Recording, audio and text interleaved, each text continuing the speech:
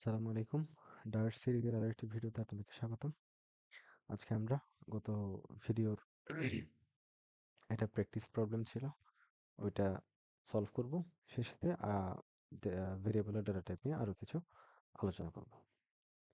চলুন ভিএস কোডে যাই।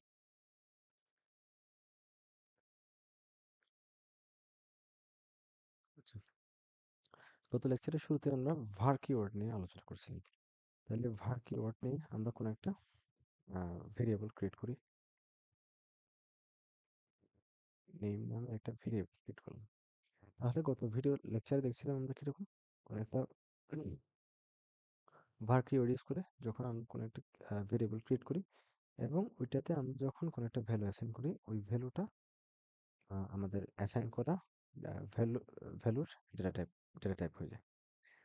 তাহলে আমরা একটা ভ্যালু অ্যাসাইন করলাম।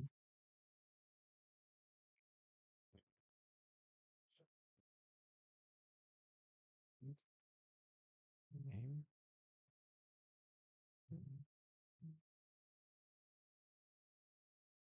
তাহলে আমরা এখন কি করলাম, আমরা একটা var কিওয়ার্ড ইউজ করে একটা প্রথমে একটা ভেরিয়েবল ডিক্লেয়ার করলাম এবং ওই ভেরিয়েবলের মধ্যে একটা ভ্যালু অ্যাসাইন করলাম এবং ভ্যালুটা ভেরিয়েবলটা প্রিন্ট করলাম এবং ভেরিয়েবলটা টাইপ প্রিন্ট করলাম। তাহলে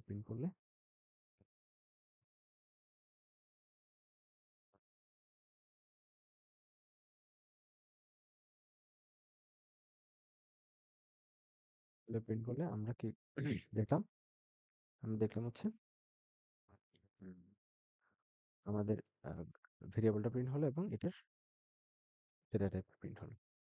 আচ্ছা, এখন আমরা যদি কি করি, উম,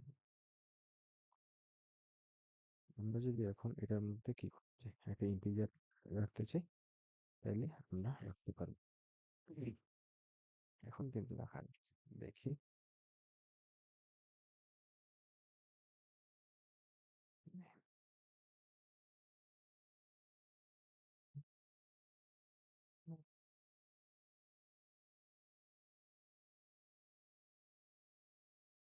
আচ্ছা, এবার যদি দেখি,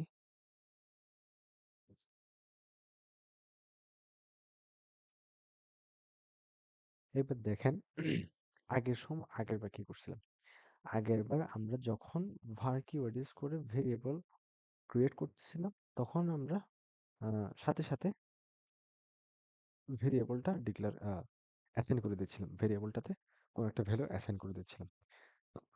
তাহলে আমরা যখন var কিওয়ার্ড ইউজ করে সাথে সাথে অ্যাসাইন করব, তখন আমরা কি করতে পারবো না, পরে ওইটা আর চেঞ্জ করতে পারবো না। আর যখন এরকম var কিওয়ার্ড ইউজ করে ভেরিয়েবল ক্রিয়েট করলাম এবং যদি এটা পরে যাই কি করতে চাই, ডিক্লেয়ার অ্যাসাইন করতে চাই ভ্যালু, সেক্ষেত্রে আমরা কি করতে পারবো, যখন যেই ভ্যালুটা দিব ওই ভেরিয়েবলের মধ্যে ওই টাইপটা থাকবে। তাহলে প্রথমে আমরা এখানে নেম ভেরিয়েবলের মধ্যে একটা স্ট্রিং দিলাম, তাইলে ওর মধ্যে কি হইলো, স্ট্রিং টাইপের একটা ভ্যালু অ্যাসাইন হইলো এবং নেমের ডেটা টাইপটা হলো কি স্ট্রিং।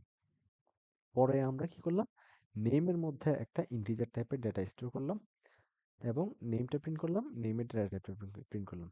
তাহলে এখন দেখলাম হচ্ছে আহ, এই নেমের ডেটা টাইপটা আমার ইন্টিজার হয়ে গেছে। তাহলে আমরা এই জিনিসটা এভাবে যদি কি করি, var কিওয়ার্ড ইউজ করে প্রথমে ডিক্লেয়ার করি এবং সাথে সাথে ইনিশিয়ালাইজ না করি, তাহলে আমরা এই জিনিসটা এখন করতে পারবো। আহ, প্রথমবার যেটা করতে পারতেছেন না বলতে var str equals to xy, আমরা যখন এভাবে ডিক্লেয়ার করে ফেলবো, এর পরে গিয়ে যখন আমরা ডিক্লেয়ার করার সাথে সাথে অ্যাসাইন করব, এরপরে গিয়ে আমরা এই str এর মধ্যে যা আছে এটাকে আমরা অন্য একটা টাইপের ভ্যালু অ্যাসাইন করতে পারবো না। কেন পারবো না, যখন আমরা var কিওয়ার্ড ইউজ করে ভেরিয়েবল ডিক্লেয়ার করে এটার সাথে সাথে অ্যাসাইন করতেছি, তখন এটাকে আমাদের যে ভেরিয়েবলটা আছে ওইটাকে ওই টাইপেরই ধরে নিচ্ছে, ওইটাকে আর চেঞ্জ করতে দিচ্ছে না। আর যখন আমরা কি করতেছি, যখন আমরা var keyword ইউজ করে একটা ভেরিয়েবল ক্রিয়েট করতেছি এবং সাথে সাথে ইনিশিয়ালাইজ না করে পরে ভ্যালু অ্যাসাইন করতেছি। তখন আমরা যেই টাইপের ভ্যালু দিব, যখন যে টাইপের ভ্যালু দিব, আমাদের ভেরিয়েবলটা ওই টাইপের ভ্যালুর ভেরিয়েবলের মতোই আচরণ করবে। আচ্ছা, এতটুকু গেলে হচ্ছে লাস্ট লেকচারের মিসিং যে পার্টটা ছিল ওইটা।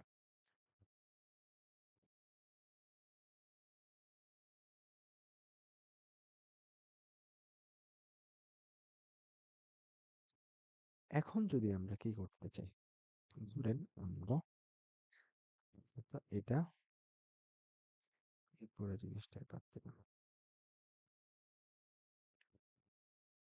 এই পুরো জিনিসটাই বাদ দিয়ে এবার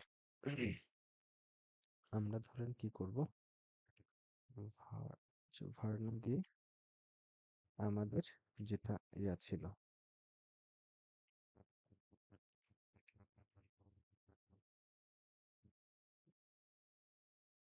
আমাদের যেটা গত লেকচারের হোমওয়ার্ক ছিল ওই জিনিসটা এবার, ওই কোডটা আমরা এবার সলভ করি। int age 3,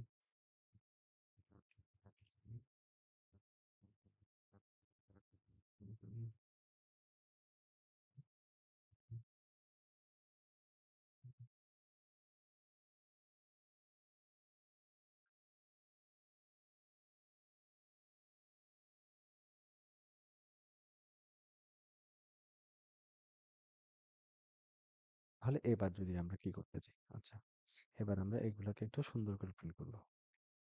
প্রিন্ট মাই ইনফো, আমরা মাই ইনফোতে প্রিন্ট করব। আচ্ছা এটাকে একটু সাজিয়ে দিই।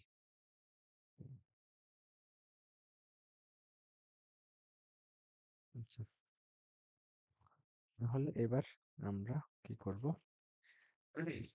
আমরা আমাদের যে নেমটা আছে ওই জিনিসটা কিভাবে প্রিন্ট করব, ওই জিনিসটা আমরা প্রিন্ট করব হচ্ছে এইভাবে।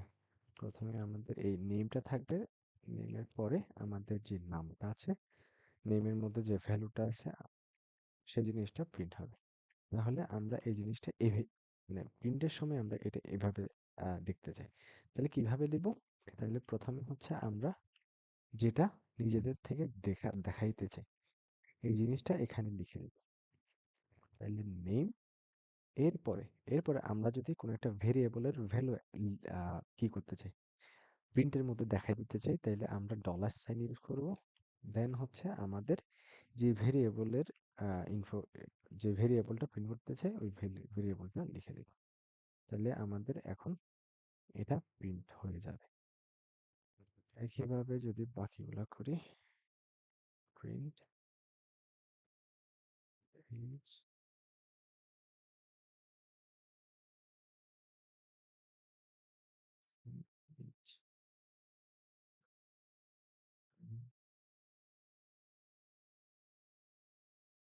এরপরে কি ছিল,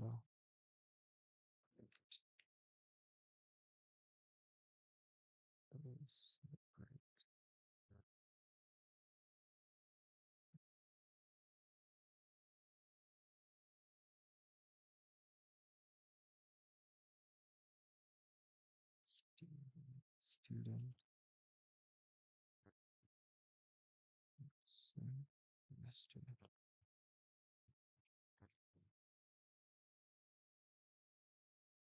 তাহলে এটাকে যদি এবার আমরা প্রিন্ট করি,